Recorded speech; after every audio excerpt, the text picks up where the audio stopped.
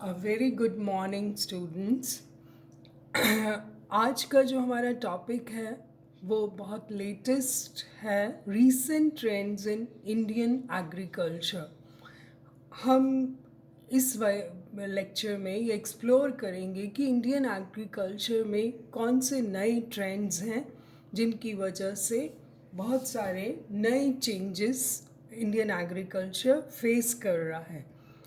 आप शायद जानते होंगे कि India ranks first with 9.6% of the global net cropland area. यानी कि दुनिया का भारत एक फर्स्ट देश है जहाँ पर नेट क्रॉपलैंड एरिया सबसे ज़्यादा है। तो हम देखें कि जब हमारा देश आज़ाद हुआ था तब हमारे खाने के भी लिए जो वीट था वो बाहर से आया करता था, यूएसए से आया करता था। लेकिन ग्रीन रेवोल्यूशन के बाद और जैसे जैसे न्यू एग्रीकल्चर स्ट्रैटेजी इंट्रोड्यूस हुई उसके बाद हमारे यहाँ जो ग्रोथ थी वो फूड ग्रेन्स की बहुत ज़्यादा इंक्रीज़ हो गई, सेल्फ सफिशिएंट हो गया फूड ग्रेन्स में, और इवन अ मार्जिनल एक्सपोर्टर भी बन गया। लेकिन जो डिकेड था 1990s का उसमें ग्रोथ वॉज ओनली 1.7%। इसका रीज़न ये है कि जो एग्रीकल्चर है वो सीज़न पर बेस्ड है, वो नेचर पर बेस्ड है। तो कभी कभी अगर हाँ नेचर साथ नहीं देती due to droughts and floods calamities की वजह से एग्रीकल्चर को बहुत ज़्यादा फेस करना पड़ता है। ऐसा 4% की जो ग्रोथ रेट है वो सेट की गई है कि अगर एग्रीकल्चर में 4% ग्रोथ रेट मिल जाती है प्रोडक्शन में तो हम इसकी डोमेस्टिक डिमांड को भी मीट कर सकते हैं, plus we can also export also. तो आज हम उसी में ये देखेंगे कि रीसेंट ट्रेंड्स क्या आए हैं, 4% ग्रोथ रेट को हम अचीव कर पाए हैं या नहीं।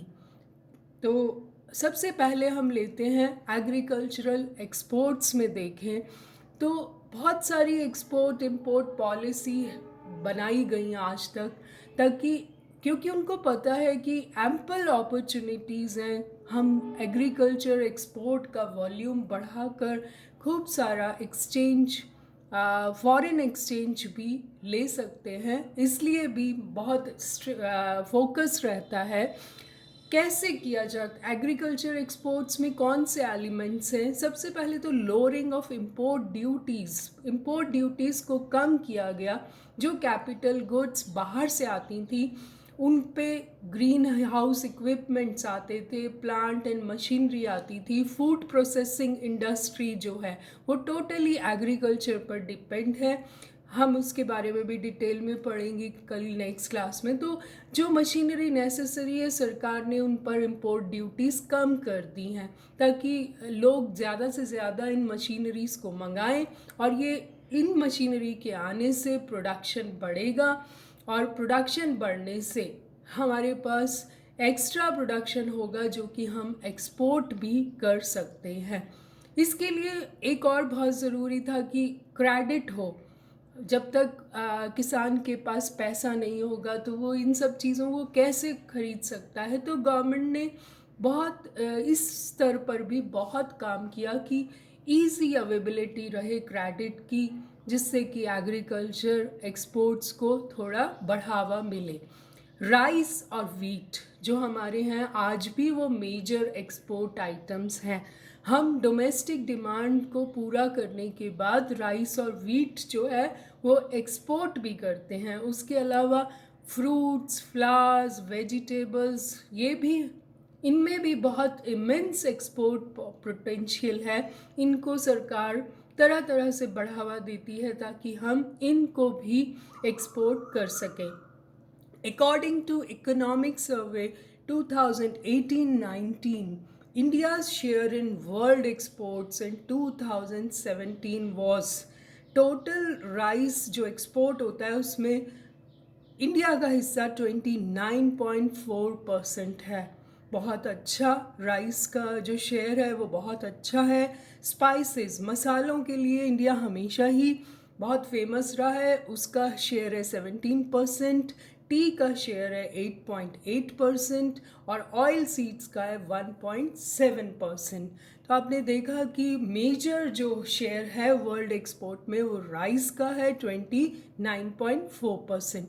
तो गवर्नमेंट टाइम टाइम पर पूरी कोशिश करती है कि किसी तरह से भी एग्रीकल्चर एक्सपोर्ट्स को बढ़ाया जाए थ्रू इंपोर्ट ड्यूटीज़ को कम करके या फिर क्रेडिट अवेलेबल कराकर या मेजर फैसिलिटीज़ देकर किसानों को हमेशा इनकरेज करती है ताकि एग्रीकल्चर एक्सपोर्ट्स को हम इंक्रीज़ कर सकें। फिर हमने जो अभी देखा ग्रीन रिवॉल्यूशन के बाद growing trend of unemployment in agriculture sector, हुआ क्या कि जैसे ही ग्रीन रिवॉल्यूशन और मैकेनाइजेशन हुआ एग्रीकल्चर का, मशीनें काम करने लगी तो किसान अनएम्प्लॉयड होने लग गए, अचानक से फॉल इन एम्प्लॉयमेंट अपॉर्चुनिटीज़।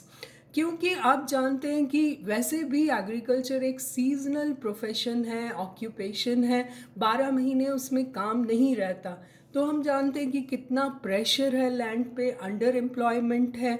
तो एम्पल अपॉर्चुनिटीज़ हैं और scope for employment of the huge number of population, जो पॉपुलेशन डिपेंड है उस कितनी, उसको वहाँ से निकालने की ज़रूरत है। Although many special programmes have been introduce, आपने मनरेगा के बारे में सुना होगा, उसके थ्रू भी गवर्नमेंट 100 दिन का रोजगार देती है ताकि वो लोग अपनी रोज़ी रोटी कमा सकें, जो लोग जिन्हें लैंड से भी कुछ नहीं मिल रहा। लेकिन फिर भी हम देख रहे हैं कि लोग माइग्रेट हो रहे हैं शहरों से, गांव से शहरों की ओर, लेकिन इसके लिए गवर्नमेंट को स्पेशल अटेंशन की ज़रूरत है इस सेक्टर को। तो अनएम्प्लॉयमेंट जो है वो ग्रोइंग ट्रेंड में है day by day. Next is growing volume of subsidies.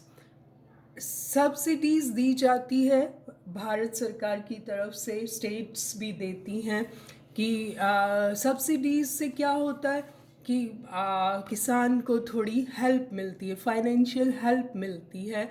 किस रूप में दी जाती है? जैसे कि फर्टिलाइज़र्स जो हैं वो मोस्टली फॉरेन से आते हैं तो वो बहुत महंगे पड़ते हैं, सरकार उन पर सब्सिडीज़ देती है। इरिगेशन, इलेक्ट्रिसिटी चार्जेस, जो किसानों के इलेक्ट्रिसिटी बिल्स हैं उन पर भी लो रेट चार्ज किया जाता है। तो इस तरह से सरकार सब्सिडीज़ देने का उनका तरीका कुछ और रहता है। जैसे कि अभी केंद्रीय बजट 2020-21 पेश किया गया था, उसमें कृषि और किसानों के कल्याण के लिए 1,42,762 करोड़ रुपए का प्रावधान किया गया और पीएम कुसुम के तहत 20 लाख किसानों को सोलर पंप लगाने में मदद देगी सरकार, ऐसा बजट में कहा गया था। तो ये सरकार अपने लक्ष्य निर्धारित करती है। 2021 के दौरान कृषि ऋण का लक्ष्य भी 15 लाख करोड़ का निर्धारित किया गया। तो इस तरह से हर बजट में बहुत सारी ऐसी जो स्कीम्स हैं वो शुरू की जाती हैं। जैसे कि एक कृषि उड़ान की शुरुआत भी की गई ताकि जो राष्ट्रीय अंतर्राष्ट्रीय मार्ग पर, ताकि हम अपने एक्सपोर्ट को बढ़ा सकें, किसानों को थोड़ा इससे एनकरेजमेंट मिले। तो हम देखें कि लेकिन आपको शायद मालूम हो कि इंटरनेशनल लेवल पर हमेशा प्रेशर रहता है कि सब्सिडीज़ का वॉल्यूम कम किया जाए, क्योंकि ऐसा माना जाता है कि सरकारें जब किसानों को प्रोटेक्ट करती हैं, सब्सिडीज़ देती हैं, तो उनका इंटरनेशनल मार्केट में उनकी चीज़ों का दाम बढ़ जाता है। तो यहाँ हमेशा से ही हम कभी फिर इसके बारे में डिटेल में बात करेंगे, लेकिन फिर भी पॉलिटिकल कंपल्शंस भी रहते हैं और ये सबसे ज़्यादा वल्नरेबल सेक्शन है सोसाइटी का, और इसलिए इसको प्रोटेक्ट करना ज़रूरी है और उसका एक ही तरीका है कि सब्सिडीज़ दी जाएं।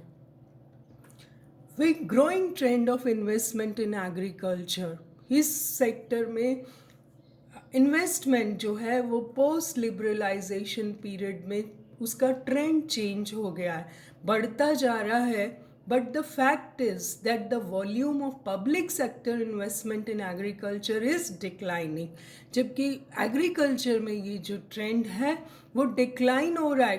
किसके लिए? पब्लिक सेक्टर के लिए। जबकि प्राइवेट सेक्टर का जो इन्वेस्टमेंट है एग्रीकल्चर में वो बहुत ज़्यादा बढ़ गया है। इसका कारण ये है कि सरकार का इन्वेस्टमेंट क्यों कम हो गया है?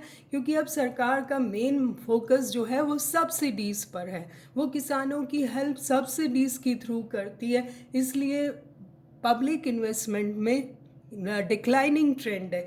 जबकि प्राइवेट सेक्टर इन्वेस्टमेंट में जब बहुत ज़्यादा इंक्रीज़ हो गया। अगर हम देखें तो share of private investment was 82.4% इन 2008-9। तो आप देख सकते हैं कि जो इन्वेस्टमेंट एग्रीकल्चर में वो प्राइवेट सेक्टर ज़्यादा कर रहा है, और जो पब्लिक सेक्टर है उसका जो इन्वेस्टमेंट का तरीका है वो चेंज हो गया। It is through the subsidies.